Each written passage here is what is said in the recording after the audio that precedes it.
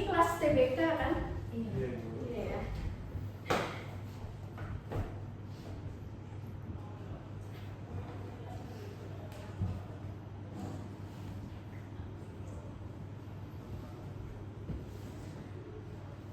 Oke, selamat pagi semuanya. Apa kabar hari ini? Baik. Oke, kita hari ini pertemuan kedua.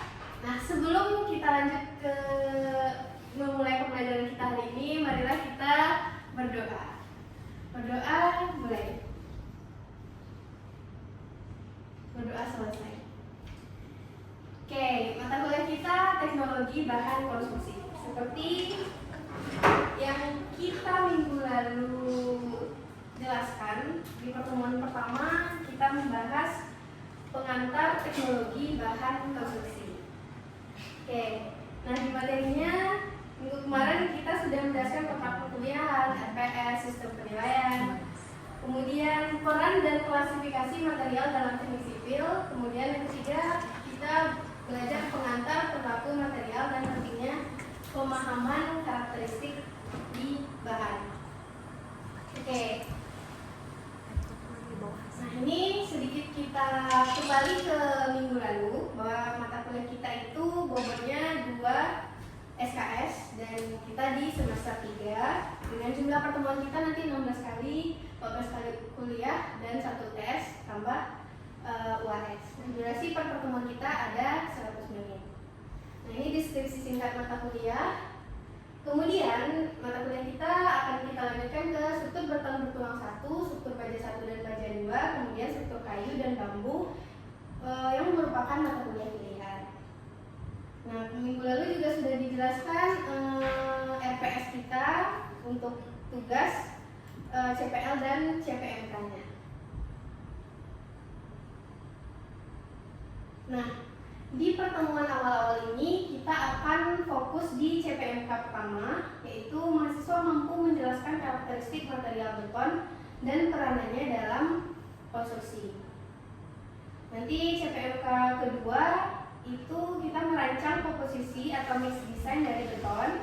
Pertemuan ketiga itu material baja, pertemuan keempat material kayu, kemudian pertemuan kelima itu menjelaskan material konstruksi berdasarkan perkembangan teknologi material terbaru. Jadi di CPMK 5 nanti kita akan banyak diskusi dan mencari referensi terkait material yang digunakan untuk konstruksi terbaru saat ini. CPMK 6-nya itu mahasiswa melaksanakan praktikum material beton di laboratorium. Nah, ini nanti akan adik-adik akan melakukan praktikum di laboratorium. Nah, ini juga tabel rencana asesmennya. Jadi setiap CPMK itu nanti akan ada tugas. Jadi make sure semuanya mengerjakan tugasnya. Kalau misalnya tidak mengerjakan tugas, otomatis bobot tugasnya tidak ada. Nah, untuk praktikum nilainya nanti akan 30%. Nah, ini referensi yang kita gunakan. Nah, referensi ini minggu lalu kan sudah diminta untuk dikumpulkan. Sudah dikumpulkan? Oke. Kalau misalnya ada yang tidak ketemu, nanti boleh minta ke saya langsung ya. Nah, ini kita sudah diskusi kemarin peran dan klasifikasi material dalam teknik sipil. Jadi material yang akan kita bahas itu ada berapa? Ada 3, yaitu beton, baja, dan kayu. Nah, masing-masing ini mempunyai karakteristiknya yang berbeda-beda. Jadi setiap material itu punya kelebihan, kekurangannya, kecocokannya digunakan di mana. Nah, itu yang akan kita tentukan di pengantar perilaku material dan pentingnya memahami karakteristik dari bahan. Oke. Nah, itu sekilas pertemuan kita minggu lalu. Nah, sebelum kita mulai perkuliahan, sekarang kita ambil absennya dulu ya.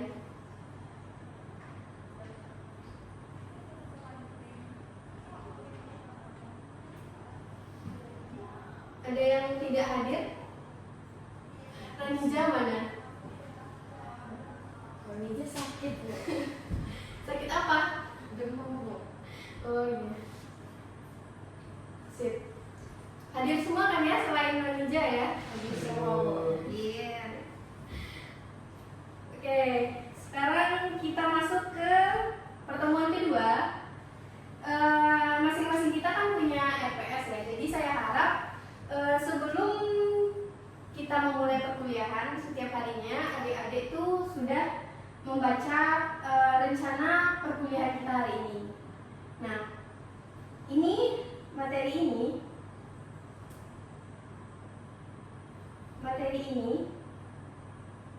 ini kan ada di RPS.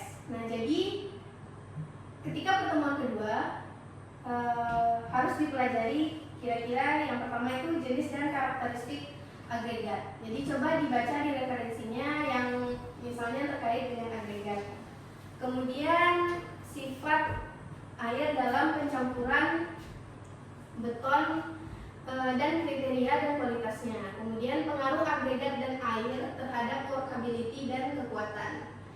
Kemudian komposisi dan jenis semen. Yang kelima, proses hidrasi dan panas. Kemudian yang keenam, pengaruh semen terhadap kekuatan dan durabilitas beton. Nah, jadi kalau misalnya adik-adik sudah membaca referensinya di rumah terkait materi ini yang sesuai dengan RPS, otomatis kita diskusinya lebih apa ya, kalau diskusinya tuh lebih nyambung gitu kan, gitu. Nah, sebelum kita masuk itu ada types of structure. Jadi material yang digunakan di structure engineering itu sangat luas dan bervariasi. Jadi banyak tipe struktur, dan yang komponen pertama dari struktur itu ada 3: baja, beton, atau cable members. Komponen kabel. In the structure, the construction is combination of these elements. Jadi kita nggak bisa memakai beton saja, kita perlu misalnya baja struktural. Jadi baja struktural itu kan juga beda dengan baja tulangan. Jadi nggak mungkin juga kita pakai beton dengan karakteristik beton itu apa? Ternyata karakteristik beton itu kan dia apa? Bagaimana karakteristik beton? Dia kuat menahan tekan, tapi tidak lemah menahan tarik. Jadi struktur kita itu dia perlu menahan tarik. Tidak mungkin kita hanya memakai beton. Nah, nanti ada materialnya namanya kombinasi dari beton dan baja, tapi bajanya baja tulangan, jadinya beton bertulang yang bisa menahan tarik. Nah, di semester 1 kan kita sudah belajar mekanika rekayasa 1. Di mekanika rekayasa 1 itu kita belajar gaya-gayanya apa, misalnya gaya tekan, gaya tarik. Nah, kalau dia ada gaya tarik, otomatis kita harus menggunakan bahan yang mampu menahan gaya tarik gitu. Tidak mungkin kita menggunakan beton saja. Jadi lebih cocok mungkin kita menggunakan baja, ya menggunakan baja. In an article published by Scientific American in April 1964, dia menulis bahwa the most widely used construction material is concrete, commonly made by mixing Portland cement with sand, crushed rock, and water. Jadi memang material yang paling banyak digunakan itu adalah beton, karena kelebihannya sendiri. Nah, beton itu biasanya dibuat dengan mencampurkan semen, pasir, batu, atau biasa kita sebut dalam bahasa tekniknya itu agregat dan air. Nah, last year tahun lalu di Amerika 63 million ton of Portland cement were converted into 500 million tons of concrete. Nah, sekarang nowadays topik-topik terbaru ini kan kita harus save energy ya. Maksudnya kita harus menjaga lingkungan. Misalnya tidak mengurangi penggunaan karbon dioksida. Sementara di beton kita memerlukan yang namanya semen. Pembuatan semen itu dia menghasilkan karbon dioksida gitu kan. Nah, jadi yang perkembangan teknologi terbaru ini orang banyak bagaimana caranya menggunakan semen itu sedikit. Jadi teknologi ini terus berkembang gitu.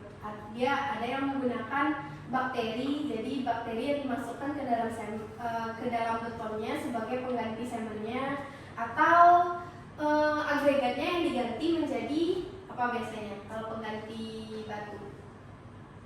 Pengganti agregat kasar. Kadang ada yang menggunakan serpihan kaca gitu lah ya, atau semennya diganti dengan cangkang telur gitu lah. Oke. Nah, jadi memang yang paling banyak digunakan adalah beton. Nah, ini aja contohnya. Untuk ini di Brazil, The Spectacular Hydroelectric Project, ini dam sebesar ini, kita harus membuat struktur ini menggunakan material beton gitu. Jadi berapa banyak beton yang digunakan untuk bangun infrastruktur sebesar ini. Nah, kalau kita diskusi selanjutnya adalah kekurangan beton dibandingkan baja dan kayu. Apa? Kenapa kita menggunakan baja dan kayu dan tidak menggunakan beton gitu? Itu saat apa?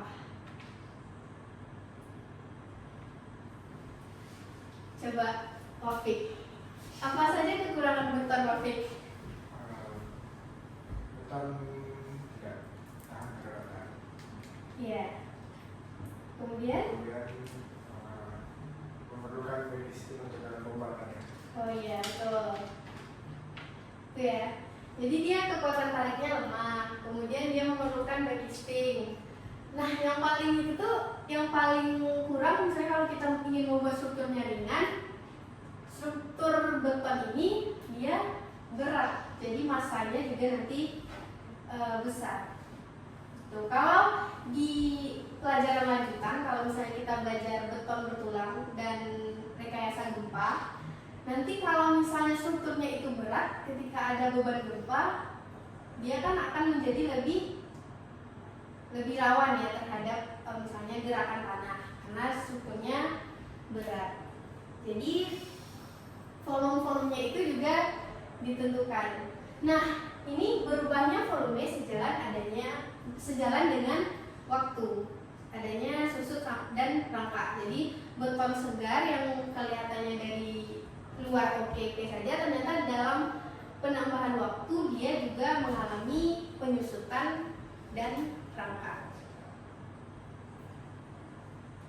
Nah, pertanyaannya di sini, concrete is neither as strong as tough as steel. So why is it the most widely used engineering material? Padahal dia juga sekuat sama sekeras baja, tapi kenapa dia dijadikan sebagai material yang paling banyak digunakan? Kenapa? Dikta. Karena beton itu mudah dibentuk. Ya, oh ya, kalau baja tidak. Selain itu? Mudah dibuat dan didapatkan. Oke. Nah, kalau misalnya beton ini, beton bertulang, kita gunakan di daerah pantai, gimana? Nah, dia rawan terhadap korosi. Jadi, nah, inovasi materialnya untuk pembelajaran kita di CPMK 5 sudah ada juga beton yang tahan korosi. Gimana caranya? Ya, itu yang harus kita diskusikan lebih lanjut di pertemuan-pertemuan selanjutnya.